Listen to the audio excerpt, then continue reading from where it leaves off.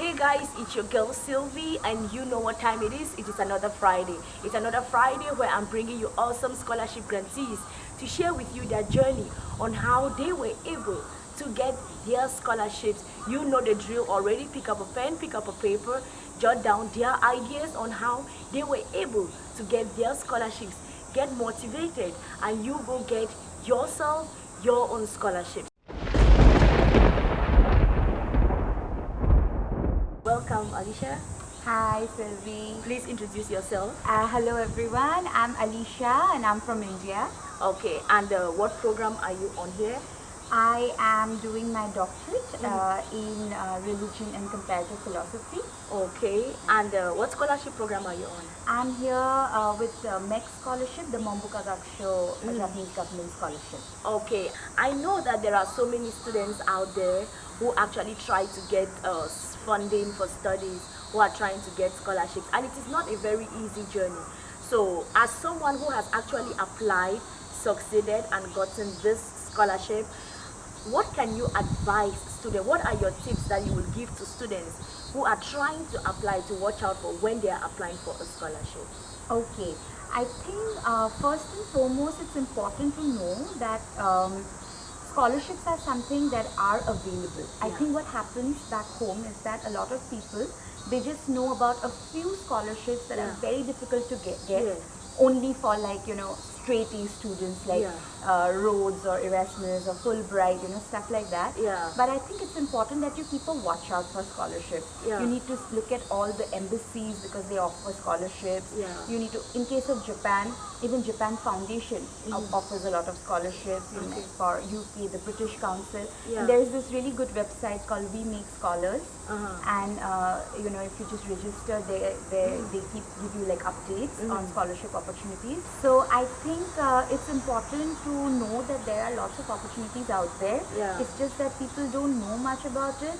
And whenever they think of studying abroad, obviously most people would want to secure a scholarship, but mostly people are sort of like scared or they shy away because they think that scholarships are very limited, but that's not the case. So I think first is to keep a lookout everywhere for opportunities of scholarship. Okay. So that would be the first one. And the next thing is, I think you need to be very organized. Because in case of the Mombukagaksho scholarship, and I think even for any other scholarship for that matter, you need a lot of documents. You need to have your paperwork on time because there is a deadline and you need to know that you have to finish everything before that. And the paperwork itself is very tedious. So the next thing I would like to say is you have to have patience. You know, because it's so important, right? Because the entire process of MEXT sort of takes like 6 months from the starting till the end. So I think you need like a whole lot of patience inside you. And also it's like, you know, you have this, you feel very like anxious whether you got through or didn't, or what will happen. You know, you have to write to the professors, you know, get your SOPs. It's a huge tedious process. So I think you need to be like very organized. And secondly, you need to be like very, very patient. I think that's it. And also another very important thing is to have your scores, to have your good grades. That's like goes without saying. Yes, very important. If you apply for a scholarship, you need to get that right. That's right. So you need to have your scores and your grades. That's important. And lastly, I think what's important is that you need to be ready. You need to have your like mindset ready, because you know that staying abroad is not the easiest thing to do.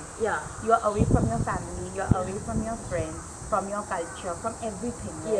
So you need to be like a little mentally prepared.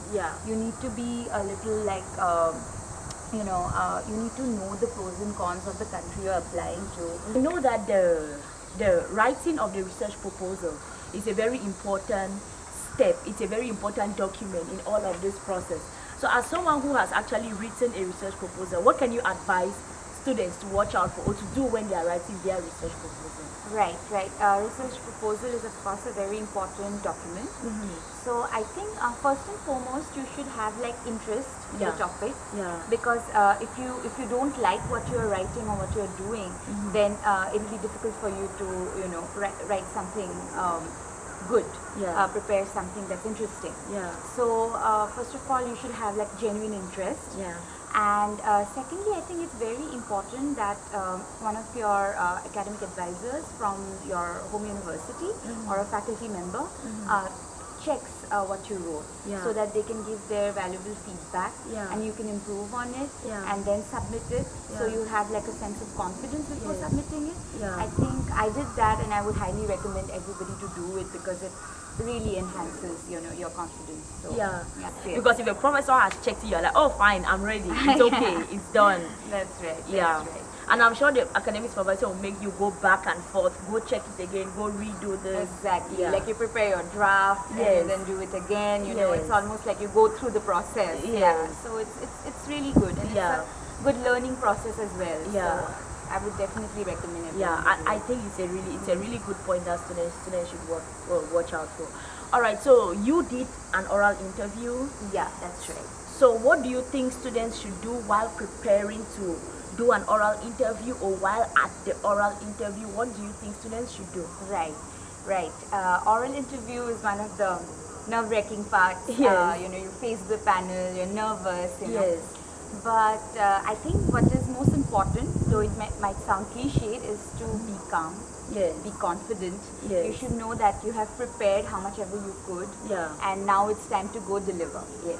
So yeah, it's important to stay calm and stay confident. Yeah. And also, I think, at least in my case, what came in handy was that apart from my research proposal, because I was applying to Japan specifically, I also like studied I was already doing Japanese studies, so I Yeah. had a background obviously, Yeah. but still like I was a little updated with the political background and the news and stuff like that, because Yeah. you never know.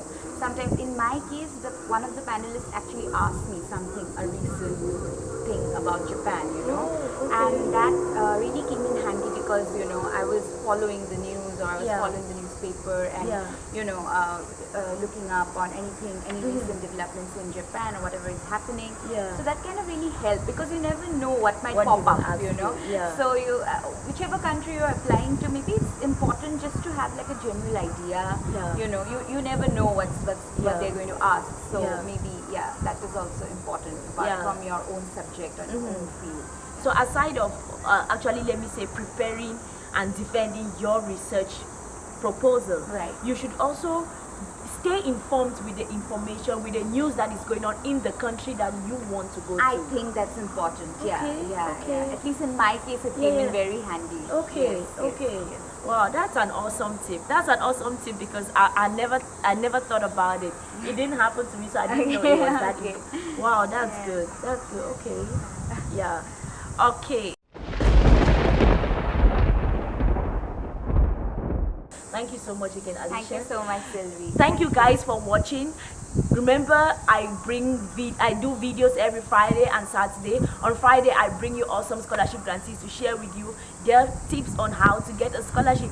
And even if they don't have a scholarship, we get to learn like how can you survive studying abroad financially? How can you actually get to sponsor yourself, or how can you get to make it when you don't actually have maybe say a fixed scholarship? So make sure you check the channel, make sure you check the other videos out. If you don't have a scholarship, all is not lost. You can still study abroad even if you don't have a fixed scholarship, or even if you don't have a scholarship before coming from your country. So make sure you check the channel and check the other videos.